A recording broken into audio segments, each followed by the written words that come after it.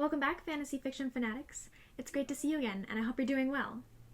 Today we are going to be doing another book review, and the book we are going to be reviewing is The Forever Sea by Joshua Phillip Johnson. I do, of course, have a full review written on my blog. If you want to go ahead and check it out over there, I will go ahead and link it below so you can see it and all the information that I have on there. But The Forever Sea is about a world that has a giant sea called the Forever Sea that boats sail on, except instead of it being water, this sea is made out of prairie grass and flowers. And the magic is used in everyday life, especially to keep these boats sailing up above the sea of these grasses where they harvest and things like that. And Kindred, who is our main character, is a keeper on a ship, and a keeper is the one that tends to the fire and is able to help the ship with speed and stability to sail on these grasses. And it's a sea that, no one has ever been as far as it goes. It just goes forever and ever, and nobody has traveled it, and nobody knows what lies below the sea other than death. They assume that everything who goes below the grass is just going towards death. But Kindred's grandmother does question what is under the sea and what is down there, and then because her grandmother questions what is below, Kindred also begins to wonder what is below, and she has an amazing adventure as she grows and has to decide whether she wants to follow her grandmother down or to keep sailing on the top of the sea. Okay, so I like a lot about this book, but I'll just mention some of the main things that I really like about it. Now, I really like how it's an adventure story, and lately I haven't really been reading fantasies that are adventure-based stories, so it was really nice to return to a story that really is just about adventuring and getting through all the challenges that are thrown the character's way, and really just experiencing the world and traveling and seeing what mysteries that the world holds. And so I really, really enjoyed the fact that this is an adventure story, really classic, and just really getting in there, experiencing the things that are happening in this story. I also really like all the mystery that happens in this story. So we've got basically in this novel, we've got kind of two stories happening. We've got Kindred's story, which is the main story, and all of her adventures and what's happening with her and whether she's gonna end up following her grandmother to the bottom of the sea or if she's going to reject her grandmother, and seeing how she grows and how the characters around her that are also experiencing all the hardships that she is with her grow. And so there's the mystery of what is below the sea, and is she going to do that, and exactly what world is Kindred living in. Obviously she doesn't know everything about the world that she lives in.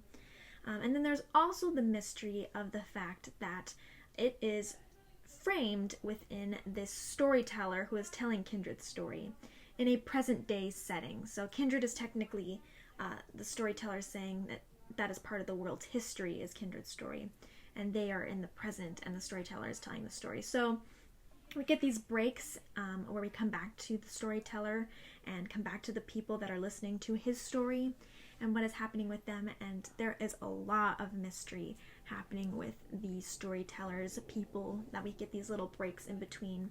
And so we don't really know what the present day looks like, and we're wondering what's happening with the past with Kindred's story.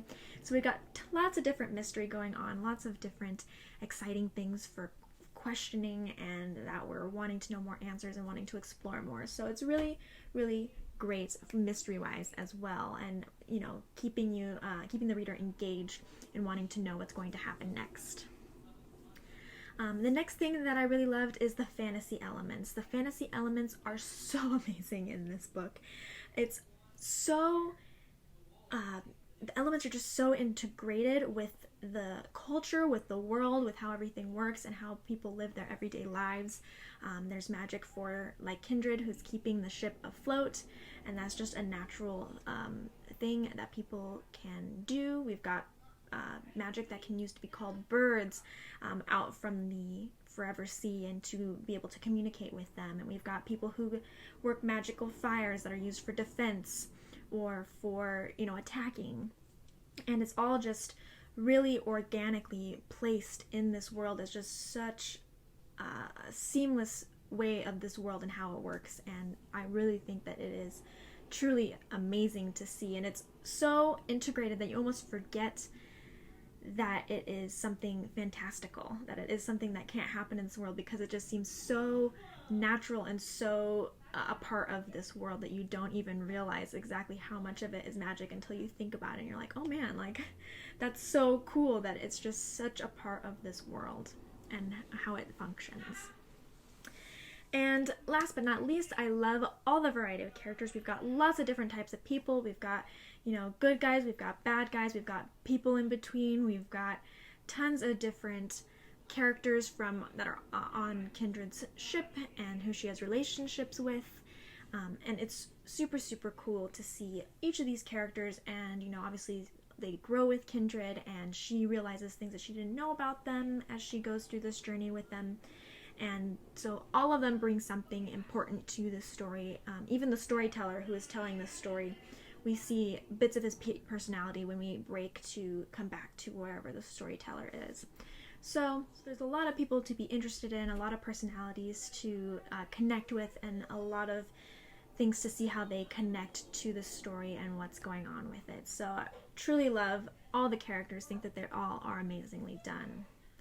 Now, what I didn't like is a very short list. Honestly, I didn't have anything that I felt like that stood out as like, this is a negative of this book, or something that bothered me, or that I feel like really mentioning, other than the fact that it doesn't have a book 2 yet, and I'm gonna have to wait till I can read the next one. So, obviously, no book is 100% perfect, but to me, I didn't have any main flaws that I felt like, man, that really bugged me, or I feel like that was something that could have been done better. I felt like the author did a really great job with this first book, and I'm excited to read the next one. And obviously, my recommendation for it, do I recommend it, do I not?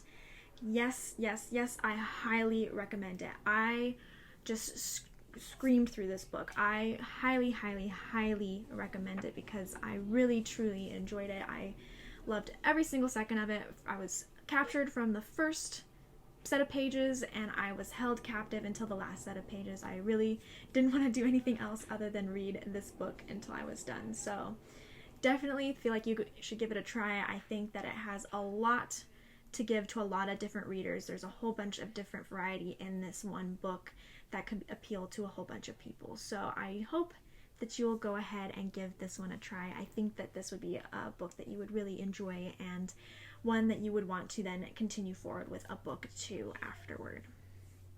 Okay, those are all my main thoughts on The Forever Sea by Joshua Johnson. I hope that you guys will check it out if this seems like something that is interesting to you. And I will go ahead and see you guys next time. Bye!